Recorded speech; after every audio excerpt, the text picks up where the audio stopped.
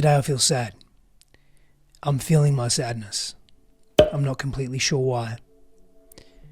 But I know I need to be in this sadness, not because I'm addicted to melancholy or depression, not because I'm moody. By the way, I have created some deeply insightful pieces of literature, ideation, depth of creation in melancholy. And if you look at a human design profile, I'm at my emotional center, so I have a propensity to experience moodiness, and I am certain that my upbringing has contributed to that. And there is a part of me that knows I just need to sit in this sadness. I often reflect on what we do with uncomfortable emotions, what I have done with uncomfortable emotions for most of my life, for so much of my life. The anger, the rage, the depression, the sense of loneliness, the hopelessness, the helplessness, the betrayal, the guilt, the shame, the grief. I have stuffed it, I have suppressed it. I have not accepted myself, nor have I loved myself for who I am. I have judged myself harshly, and I have allowed the voices of outside of me to dictate who I am in the world and who I can be. And I've allowed those voices to become my own.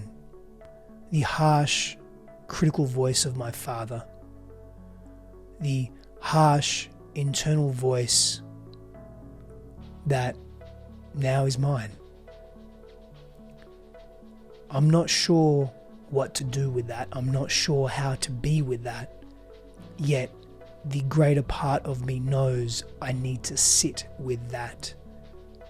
I need to be in the sadness. I don't need to understand it immediately. For so much of my life, I have received information and I've had to transmute it, to do something with it, to be in the doing energy. And men are so quote unquote guilty of this. We receive love, affection, information, knowledge, wisdom, and we have to do something with it. This is a telltale sign of low self-worth, a place that I lived for so long, and I masked it so much and so well with false bravado, with aggressiveness, with being loud to distract from my own insecurity. And now I feel sad. And I just want to sit with the sadness. I just want to be with the sadness, not because I'm addicted to it, but because that is what is presenting. That's not to say I don't move the energy, I don't breathe, I don't sound, I don't move. Of course I do. I exercised this morning vigorously.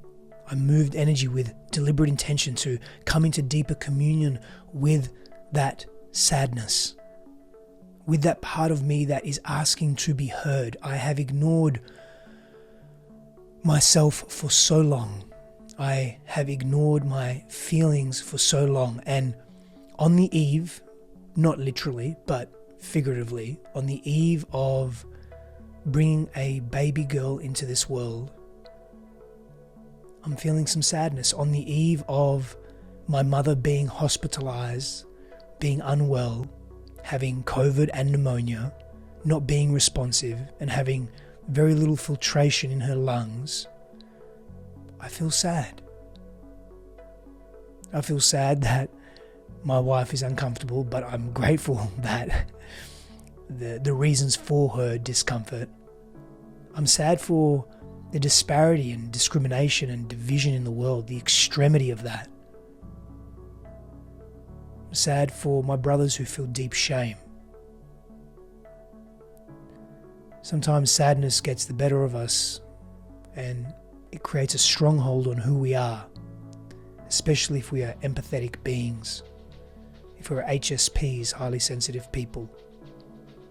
That's a state of being, that's a quote-unquote condition, if you wish, but not in the negative sense. Just the way that people relate to the world, to reality, to others. And instead of embracing my sensitivity, what I've done over the years is reject it. And I've denied it. And I've turned sadness into anger to feel in power and in control. And I've lost myself along the way. I've lost an integral part of me, of my truth. And so now I just want to be in the sadness. There's a lot of change that's happening in my life, or at least the perception of that. There's anticipation, there's unknown, there's mystery, there's uncertainty. At least the perception of that. And it's impacting me. I'm feeling it. And today I feel sad.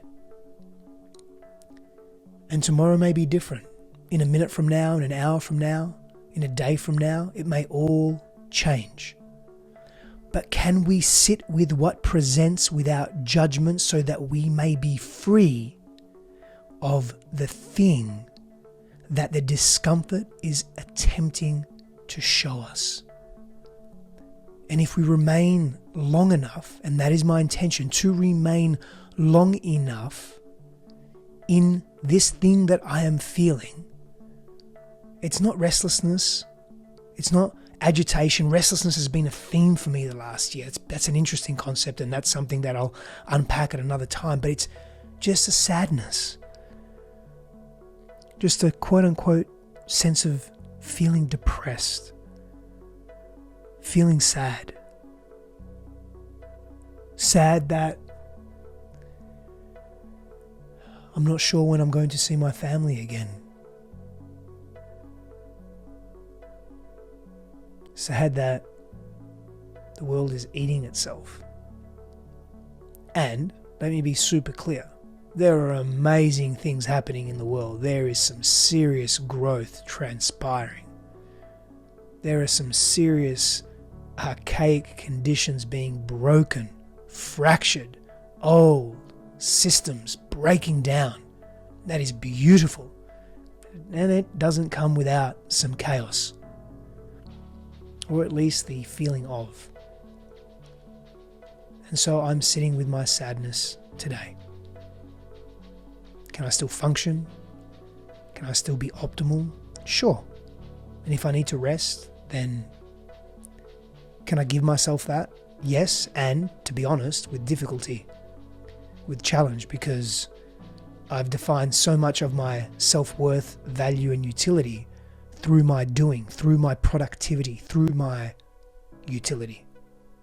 Me being of value and service to others through giving and giving and giving. And there's a part of me that just wants to receive. And if I have to be really honest, I am not creating the circumstances for that. I am not creating the space for that in my life to receive. My days are full, and I am responsible for that. So part of the sadness is coming to terms with that level of ownership and responsibility. And I am improving in that area. I'm learning to give to myself greater. And as a result, receive greater. My invitation to you is, can you sit with the discomfort that presents itself at times in life?